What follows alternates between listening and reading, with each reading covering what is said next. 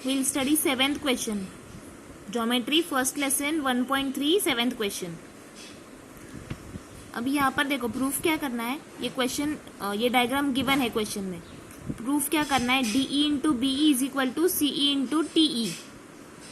मतलब ये इंटू ये इज इक्वल टू ये इंटू ये प्रूफ करना है. तो ये देखो यहाँ पर कौन सा 4 साइड्स है, 1 2 3 4. ये 4 है ना प्रूफ में साइड्स.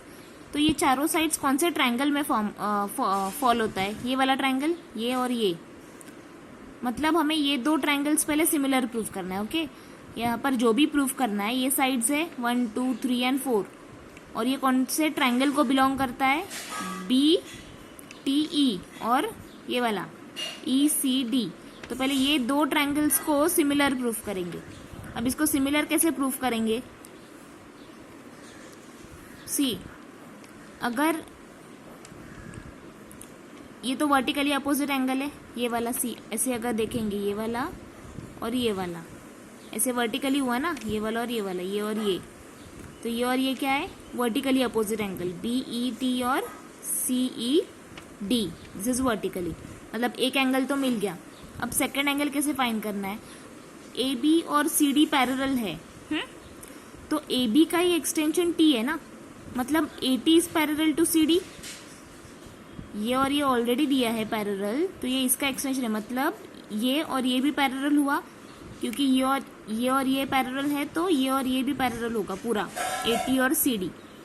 तो अब AT और CD में अगर हम लोग TD ट्रांसवर्सल लेंगे, 2 पैरेलल लाइंस है ऐसे, तो एक ट्रांसवर्सल ऐसे ले सकते हैं ना, ऐसे ले सकते हैं. तो फिर यहाँ पर देखो AT और CD में TD क्या लिया, ट्रांसवर्सल. अगर ये ट्रांसवर्सल लिया तो ये एंगल क्या फॉर्म होता है, अल्टरनेट. अल्टरनेट मतलब क्या, 2 पैरेलल लाइंस के बीच में एक ट्रांसवर्सल है और ट्रांसवर्सल के लेफ्ट में एक एंगल एंड राइट में एक एंगल. ऑलवेज रिमेंबर, अल्टरनेट मतलब Z फॉर्म होता है, Z. सी, ये Z फॉर्म हो रहा है ना, तो ये अल्टरनेट है. तो अल्टरनेट हुआ मतलब यहाँ पर ये वाला एंगल, ये और ये. तो एक अल्टरनेट मिल गया, एक वर्टिकली अपोजिट मिल गया. मतलब 2 एंगल्स मिला. तो एंगल मतलब ए टेस्ट ऑफ सिमिलैरिटी से ये दोनों ट्रायंगल्स क्या है, सिमिलर है. सो यहाँ पर स्टेप्स लिखना है, AB is parallel to CD, opposite sides of parallelogram. फिर AT to parallel to CD, यहाँ पर जो मैंने एक्सप्लेन किया, AB टू CD है तो AT टू CD होगा. फिर नेक्स्ट क्या लिया, ट्रांसवर्सल. ट्रांसवर्सल के बाद क्या प्रूफ किया, अल्टरनेट एंगल. अल्टरनेट मतलब ये कौन सा, अल्टरनेट कौन सा किया, ATD और CDT. ये वाला एंगल लिया था ना, यहाँ पर देखो ये पूरा एंगल लिया. लेकिन अपना ट्रायंगल तो इतना ही है, तो instead of ATD next step में लेना है BTE. देखो ATD पहले लिया, उसके बाद BTE, क्योंकि अपना ट्रायंगल उतना ही है. फिर CDT के बदले में क्या लेंगे, CDT. ये पूरे के बदले में लेंगे CDE, क्योंकि अपना ट्रायंगल इतना ही है.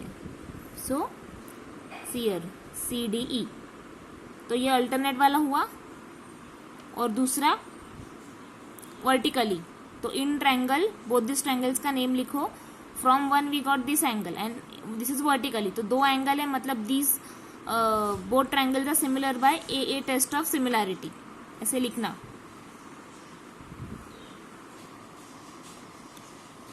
सो ए टेस्ट ऑफ सिमिलैरिटी से दोनों ट्रायंगल्स सिमिलर है. अभी आगे क्या करेंगे, उसका करस्पॉन्डिंग पार्ट्स देखो. दोनों ट्रायंगल का करस्पॉन्डिंग पार्ट्स क्या है, BE अपॉन CE. ये ट्रायंगल का BE और ये वाले ट्रायंगल का CE. सिमिलरली ये ट्रायंगल का TE और ये ट्रायंगल का DE. करेक्ट, मतलब ये अपॉन ये और ये अपॉन ये. तो इसको अगर क्रॉस मल्टीप्लाई करेंगे तो क्या हो जाएगा, BE into DE equal CE into TE. Cross multiply करेंगे तो देखो जो प्रूफ करना है वही हो गया ना, DE into BE equal CE into TE. तो ये करस्पॉन्डिंग पार्ट्स लेके यहाँ पर रीजन लिखना है, corresponding parts of similar triangle, and then cross multiply and then hence it is proved. Now next is 9th question. ये डायग्राम गिवन है and also question में ही गिवन है angle BAC is equal to ADC। BAC मतलब वो बोल रहा है कि ये पूरा एंगल और ये वाला सेम है, इज इक्वल टू मतलब सेम है। प्रूफ क्या करना है, CA² equal CB into CD, मतलब CA² equal CB into CD। तो ये जो प्रूफ करना है ना, इसमें से कौन सा ट्राइंगल्स लेना है वो फाइंड करो। हमें ये प्रूफ करना है this square is equal to CB into DC।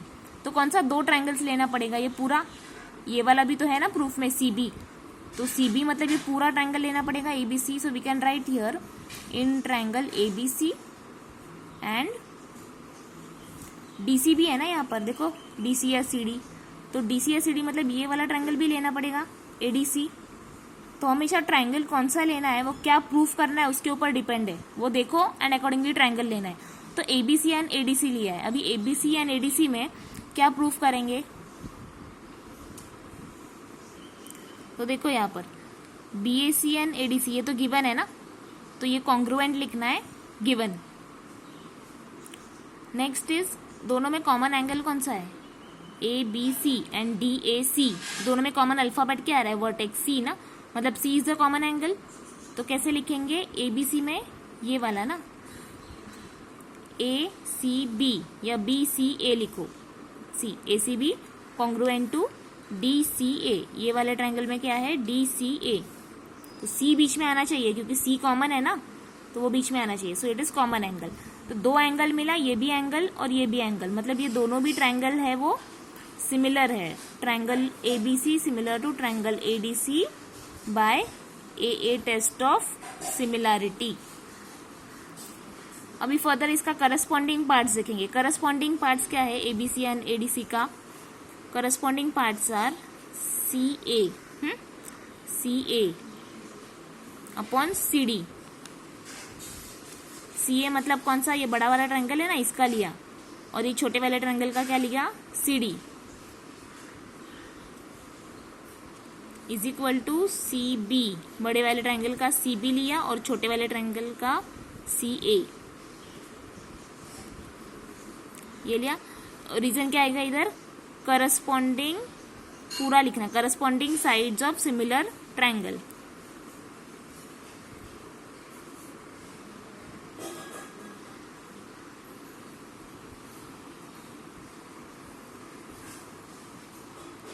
Corresponding sides of similar triangle. अब ये क्रॉस मल्टीप्लाई करेंगे तो क्या होगा, CA इंटू CA मतलब CA² is equal to CD into CB। यही प्रूफ करना था, ये प्रूफ हो गया। सो इट डिपेंड्स कि प्रूफ क्या करना है, उसके ऊपर डिपेंड है तुम ट्रायंगल कौन सा लोगे। ट्रायंगल लेने के बाद सिमिलर प्रूफ करोगे तो करस्पॉन्डिंग साइड्स क्या लेना है वो भी इसके ऊपर डिपेंड करता है, क्योंकि यहाँ पर हमें CA² चाहिए ना, तो CA² कभी होगा अगर इज इक्वल टू के न्यूमरेटर में CA है और डिनोमिनेटर में CA है तो होगा। तो इसलिए ये CA कौन सा लिया, ये बड़ा वाला ट्रायंगल का, तो इसलिए इसको अकॉर्डिंगली ऐसे अरेंज किया है, एक न्यूमरेटर में CA एक डिनोमिनेटर में, सो वो क्रॉस मल्टीप्लाई करके ऑटोमेटिकली CA² हो जाएगा। और दूसरा साइड चाहिए CD और CB, तो CD and CB and accordingly cross multiply करके we have proved here. Next is important theorem. Theorem of areas of similar triangle. Theorem of areas of similar triangle. यहाँ पर क्या है, when two triangles are similar, मतलब question में ही given है कि this ABC is similar to XYZ. Okay, question में गिवन होना चाहिए two triangles are similar. Further what? The ratio of areas of those triangles is equal to ratio of, ये wordings देखो, ratio of areas of those triangle मतलब areas of triangle ABC और area of triangle XYZ। तो देखो area of triangle ABC upon area of triangle XYZ वो क्या होगा, is equal to ratio of square of their corresponding sides, मतलब corresponding sides का square, corresponding sides का square मतलब this area is equal to AB² upon XY², AB² upon XY, similarly BC upon YZ², similarly AC upon XZ²।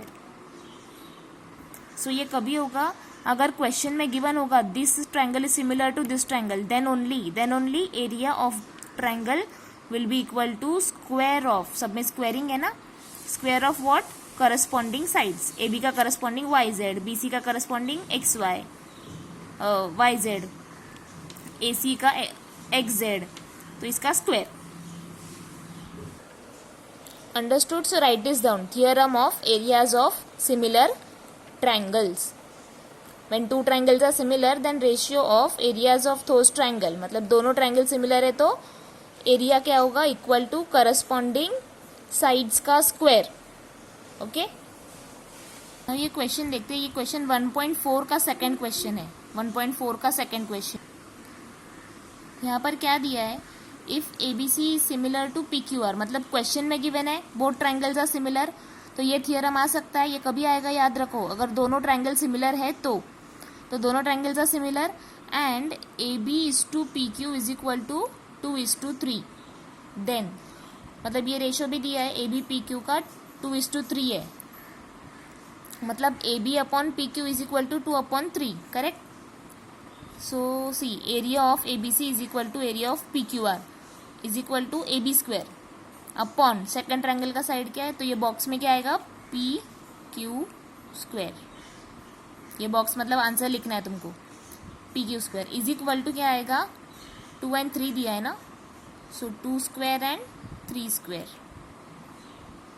मतलब answer is 4/9। और यहाँ पे reason ये theorem लिखना है, theorem of areas of similar triangle. Now see next question. Next question is what, 1.4 का first question है, ratio of corresponding sides of similar triangle is 3:5, मतलब करस्पॉन्डिंग साइड्स का रेशियो ऑलरेडी गिवन है 3:5। Find the ratio of their areas, areas का ratio find करना है, और कुछ भी नहीं दिया है क्वेश्चन में, तो क्या लिखेंगे, लेट करस्पॉन्डिंग साइड्स भी S1 S2। सी यहाँ पर ये रेशियो दिया है, लेकिन साइड्स क्या है, फॉर एग्जाम्पल AB PQ ऐसा कुछ दिया ही नहीं है ना, तो हम लोग ने एज्यूम किया S1 S2। सिमिलरली एरियाज को क्या एज्यूम किया, A1 A2। अभी आगे कैसे लिखेंगे, साइड्स का रेशियो ये है ना 3:5, साइड्स क्या है अपना S1 S2, तो यहाँ पर क्या लिखेंगे, S1 S2 is equal to 3:5। Ratio है तो रेशियो में ऑलवेज इस2 आता है, इस2 का साइन। फिर आगे S1 upon S2 is equal to 3/5, correct. दोनों साइड्स का ratio is 3/5।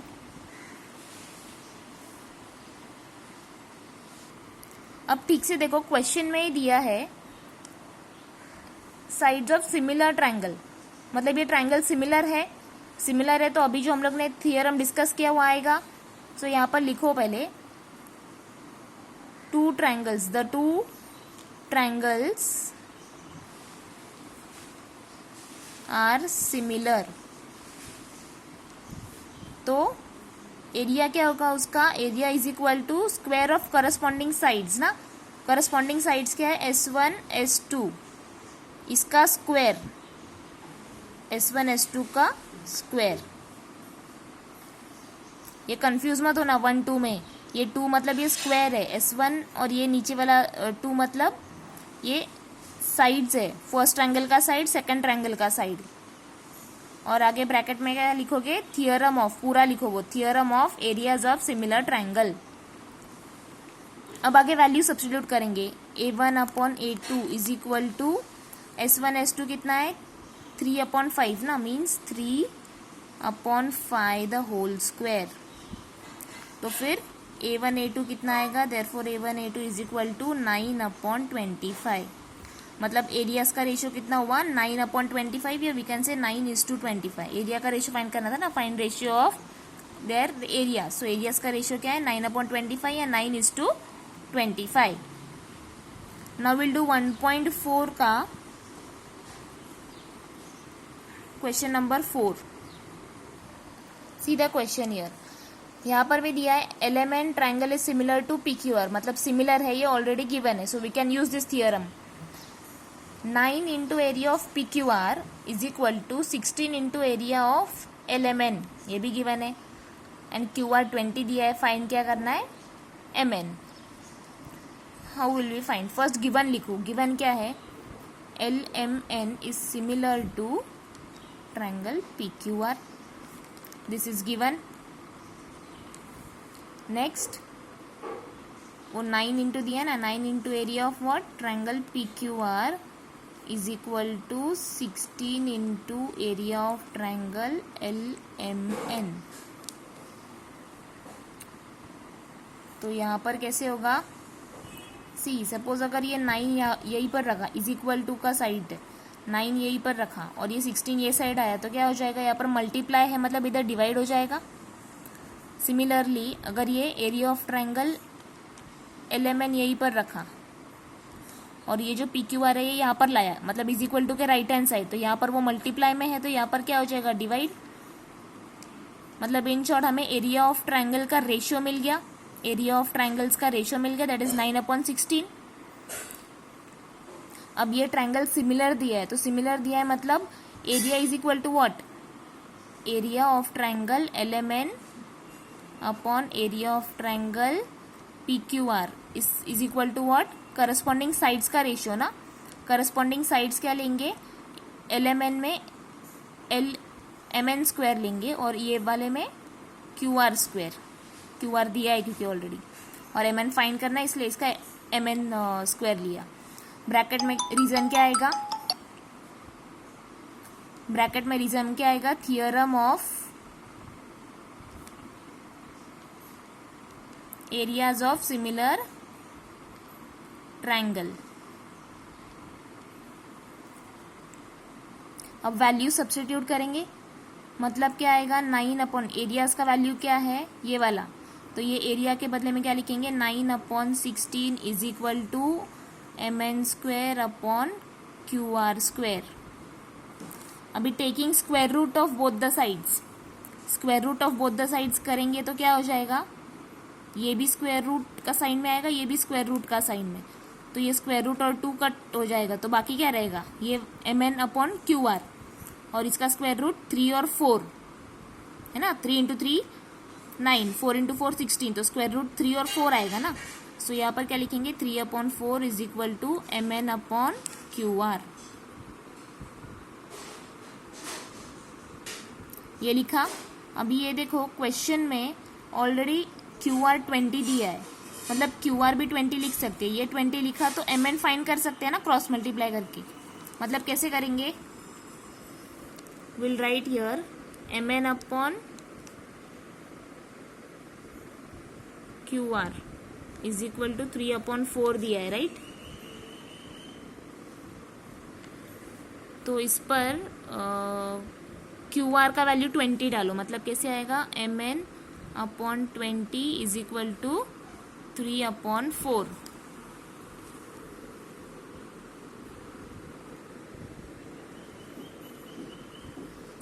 M N upon 20 is equal to 3/4, तो क्रॉस मल्टीप्लाई करो, क्या आएगा, M N into 4 is equal to 3 into 20, मतलब M N is equal to 3 into 20/4. 4 1s and 4 5s, so M N कितना आएगा, M N will be 3 5s 15. ये आ गया M N का वैल्यू.